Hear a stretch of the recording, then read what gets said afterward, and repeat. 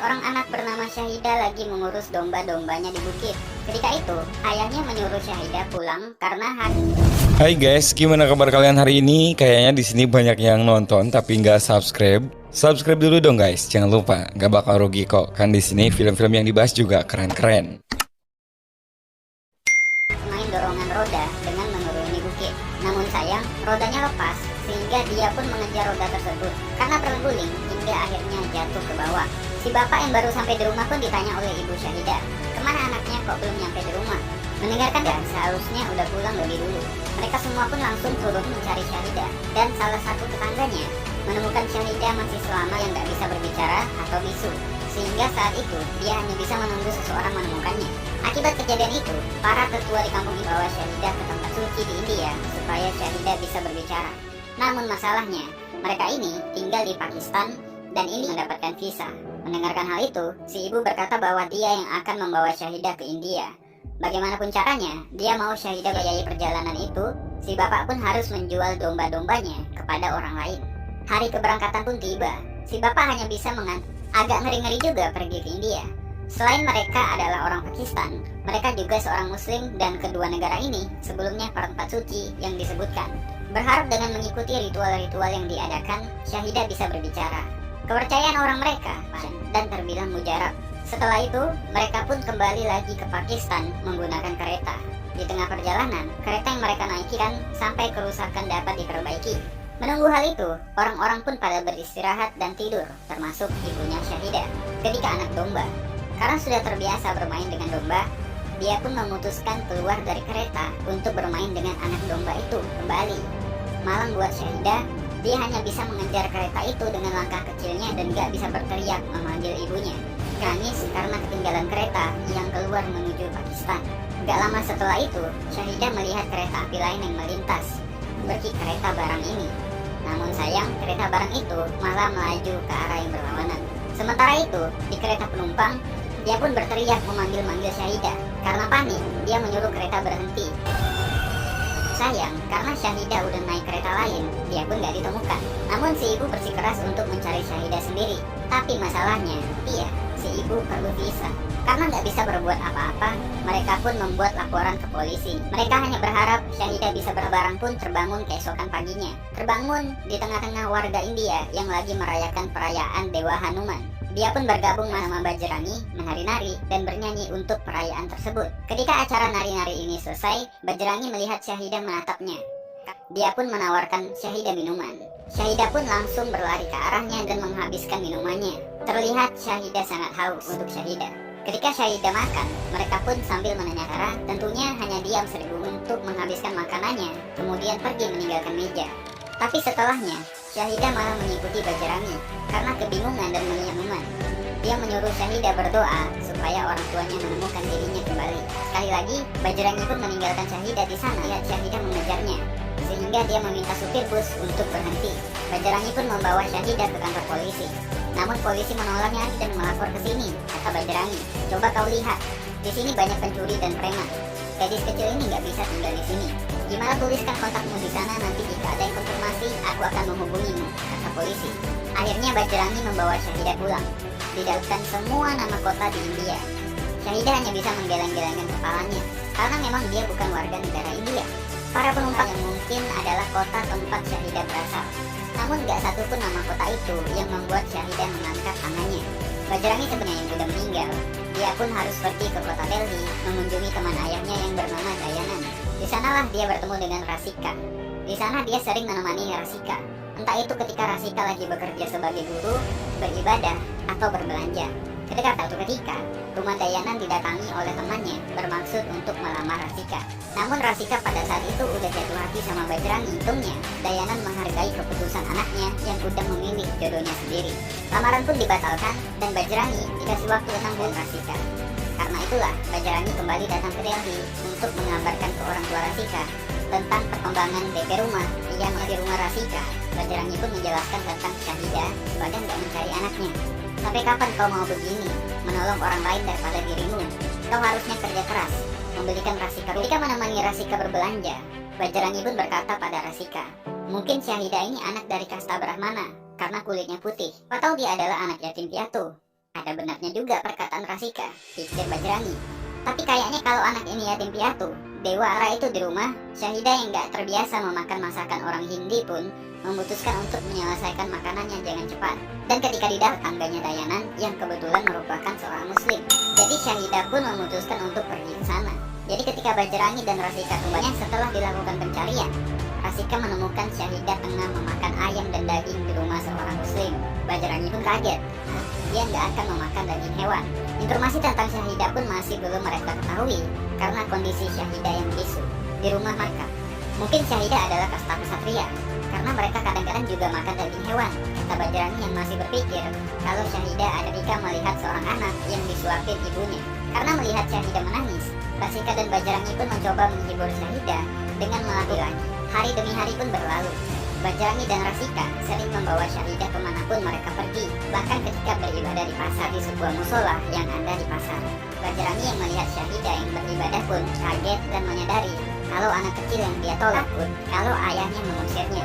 Karena Dayanan gak mau ada umat agama lain yang tinggal di rumahnya. Tapi Rasika gak mau meninggalkan Syahidah dari rumah dan jauh dari orang tua. Soal kasta dan agamanya itu omong kosong. Jangan buang waktu kita untuk urusan yang sepele. Kau adalah orang baik, Rasika. Mereka pun ke dalam untuk mencari Syahidah dan di sana Bajrangi mendapat artinya. Bajrangi pun berjanji akan tetap mengantarkan Syahidah kalau Dayanan tahu dia membawa orang Islam naik ke rumahnya. Namun Rasika berkata ini, kata Rasika yakin. Di saat yang sama, di rumah ini lagi nonton bareng pertandingan kriket antara India melawan Pakistan. Ketika Pakis Syahidah bertepuk tangan dan menari-nari di depan TV yang membuat semua orang keheranan. Apalagi Syahidah mencium bendera Pakistan yang ada di tiangnya pun bertanya kepada Syahidah, apakah dia berasal dari Pakistan? Syahidah pun angkat tangan dan menganggukkan kepalanya. Dayanan pun marah besar kepada kedutaan Pakistan di India. Dayanan masih punya dendam tersendiri sama orang Pakistan akibat konflik yang lalu. Dayanan pun gak mau kalau Syahidah Bajrangi mencoba pergi menuju kedutaan Pakistan dan menjelaskan yang terjadi. Namun karena paspor Syahidah ada dengan diusir oleh petugas keamanan karena terus memaksa untuk meninggalkan Syahidah di sana. Di saat yang bersamaan, terjadi rusuh di kantor kedutaan itu. Kantor kedutaan Pakistan ditutup dan visa untuk ke Pakistan dibekukan 1 bulan. Ketika Bajrangi meminta bantuan agen cara buat dia untuk pergi ke perbatasan tanpa paspor. Namun petugas ini meminta sejumlah uang yang gak kecil pada Bajrangi ke rumah mereka.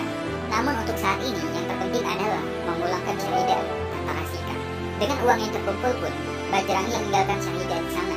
Sebenarnya Syahidah menolak untuk pergi bersama petugas itu. Namun Bajrangi dia melihat orang menjual gelang yang disukai Syahidah. Jadi Bajrangi pun memutuskan untuk memberikan hadiah perpisahan dan dia sudah telat. Kantor agen travelnya udah keburu tutup. Namun dari kejauhan, Bajrangi melihat mereka berdua udah naik becak. Dia mendapatkan informasi dari supir becak tadi kalau mereka berdua pergi ke hotel itu. Bajrangi pun lalu menyusul mereka. Hotel ini langsung mencari Syahidah dari kamar ke kamar dan mendapatkan kalau si petugas tadi tengah bertransaksi kepada mucikari untuk menjual Syahidah. Syahidah pun langsung berlari memeluk Bajrangi. Preman yang ada di situ mencoba merebut Syahidah kembali, tapi Bajrangi berhasil melempar.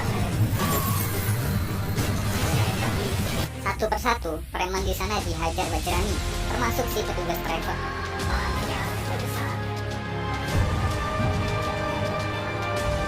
Karena nggak bisa mempercayai siapapun Ida ke Pakistan sendirian, tanpa paspor, tanpa visa, Bajrangi dengan keyakinannya pun berniat untuk memulangkan Syahidah dengan dan melanjutkan perjalanan dengan jalan kaki. Di tengah-tengah perjalanan, Bajrangi dicegat oleh seorang lelaki bernama Ali. Dia pun ditawari tumpak milih untuk terus berjalan. Tapi Ali meyakinkan kalau pagar perbatasan itu dialiri oleh listrik tegangan tinggi. Petugas perbatasan pun India atau Pakistan, kata Ali. Demi kebaikan anak ini, mari ikut denganku, katanya. Akhirnya Bajrangi pun naik mobil ini. Mereka pun si pagar itu dengan terowongan. Ketika sampai di seberang, Bajrangi gak mau pergi sampai dia meminta izin tentara jaga supaya diizin seperti itu. Tentara jaga akan menembaki kita, katanya. Namun Bajrangi adalah orang jujur. Dia harus minta izin dulu. Ali berbukti mereka. Bajrangi mengatakan semuanya dengan jujur, termasuk cara dia melewati pagar itu dengan terowongan. Namun itu semua gak ada gunanya berang lagi. Kali ini Bajrangi tetap jujur. Namun dia ditendang oleh tentara jaga karena keyakinannya. Karena melihat Syahidah yang Bajrangi, komandan itu pun memutuskan, kami akan kembali ke sini 10 menit lagi. Kami nggak akan tahu maka kau kutembak, katanya.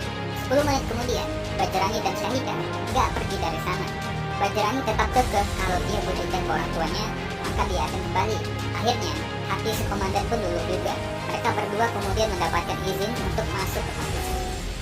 Ketika mereka beristirahat untuk makan dan minum, Bajrangi pun menyuruh Syahidah untuk makan dengan cepat karena ada polisi di sana. Ketika mereka pergi, Bajrangi bilang mereka nggak mengambil borgol. Buat apa mencuri borgol, katanya.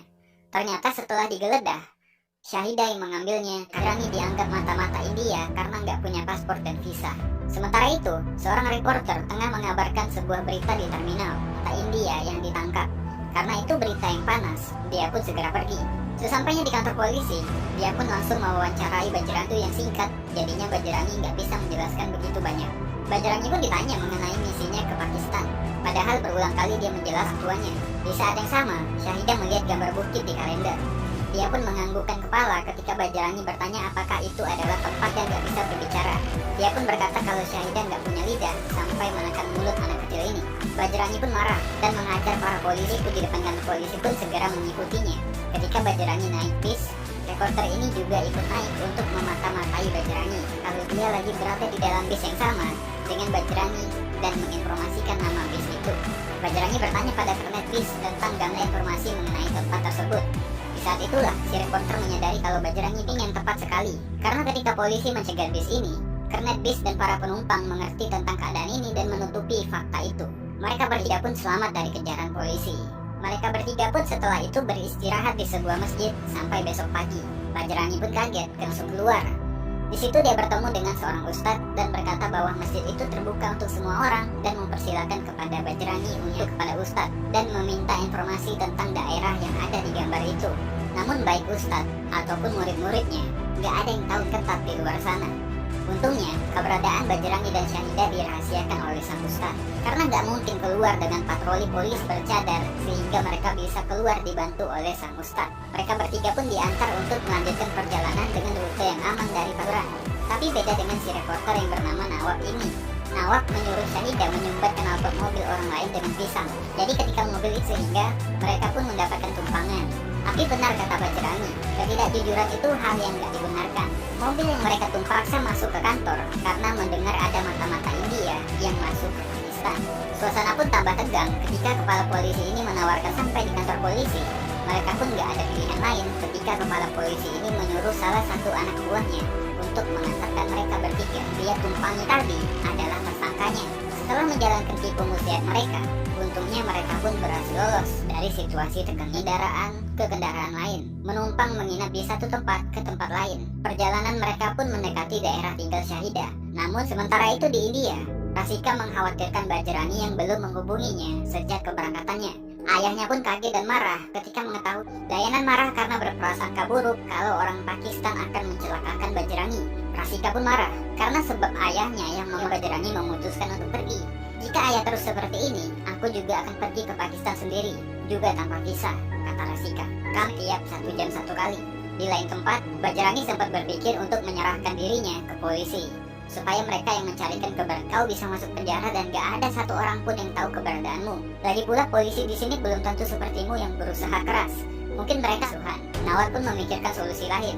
Dia mencoba menjual kisah ini ke stasiun TV sehingga mencari keberadaan orang tua Syahidah. Ada stasiun TV yang mau dengan berita tersebut. Berita kebencian mudah dijual, tapi kisah kasih sayang seperti ini malah nggak mendapatkan tempat. Di mana di sana kabarnya bisa mempertemukan orang-orang yang terpisah. Di saat yang sama, Nawab mendapatkan telepon dari rekannya dan dia polisi pun langsung gerak cepat ke sana menyusul mereka. Sesampainya di tempat ibadah itu, Bajrangi pun langsung mengikuti ritual yang ada di sana. Saat itu tertidur dan gak melihat kehadiran orang tuanya di sana. Sementara itu, Nawab melakukan reportase sendiri. Dalam rekaman itu, Tasan hanya untuk mengantarkan Syahidah ke orang tuanya. Nawab berharap dengan video ini, Bajrangi bisa upload video tersebut di YouTube. Di video tersebut, dia juga mengabarkan kalau stasiun TV menolak untuk menyiarkan. Ketika lagi di warnet, Nawab melihat rekannya dan juga para polisi datang. Nawab sadar kalau lokasinya dan Bajrangi udah diketahui. Kemudian mereka pun lari dari lokasi. Ketika rekan Nawab menelpon, Nawab berdoakan Syahidah. Akhirnya polisi pun pergi dari sana. Ketika lagi istirahat, Nawat mengabari kalau dia udah mengunggah video reportasenya ke YouTube-nya, menyebarkan pesan tersebut. Ketika melihat rekaman itu, ternyata nggak sengaja ibunya Syahidah merekam kamera Nawat. Mereka pun mengetahui akan melacak dari mana bis itu turun, sehingga mereka bisa mengerucutkan daerah tempat tinggal Syahidah. Keesokan paginya, bis itu pun tak masih rute yang dilewati si supir. Akhirnya diketahui kalau Syahidah berasal dari desa Sultanpur.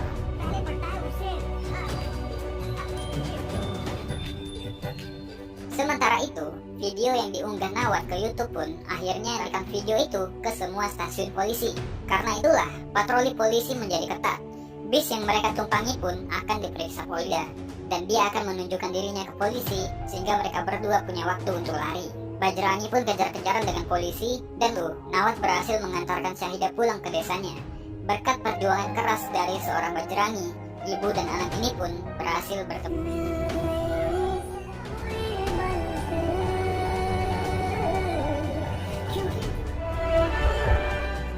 Sementara itu, Bajrangi dihajar habis-habisan oleh polisi dan disiksa di tahanan. Video yang Nawat upload pun ini sampai ke India dan ditonton oleh Rasika. Semua media cetak simpati pada sosok Bajrangi, namun dari kepala polisi tetap nggak mau tahu dan tetap menganggap kalau Bajrangi adalah mata Ida memang menghilang di India. Bapak ini nggak peduli. Seorang petugas yang ditugas cari tahu kebenarannya di India, dia pun mendapatkan informasi bahwa memang benar kalau Bajrangi pernah datang ke sebuah kantor polisi bersama dengan sannya. Namun si bapak laknat ini tetap memaksa bahwa Bajrangi harus mengaku sebagai mata-mata India, bahkan mengancam menculik. Petugas ini pun heran dengan pikiran atasannya. Tapi untungnya dia masih punya hati nurani. Dia berpikir kalau seorang pria, maka itu akan menodai kehormatan negaranya. Dia pun gak mau membiarkan hal itu terjadi. Sementara itu, Nawat akhirnya dibantu. Nawat berkata bahwa Bajrangi saat ini ditahan di penjara Pakistan hanya karena permusuhan dua negara. Nawat mengajak para pemimpin ataupun Pakistan supaya kita bisa membesarkan anak-anak kita dengan penuh cinta, bukan kebencian, katanya. Nawat pun mengajak para pemimpin untuk memastikan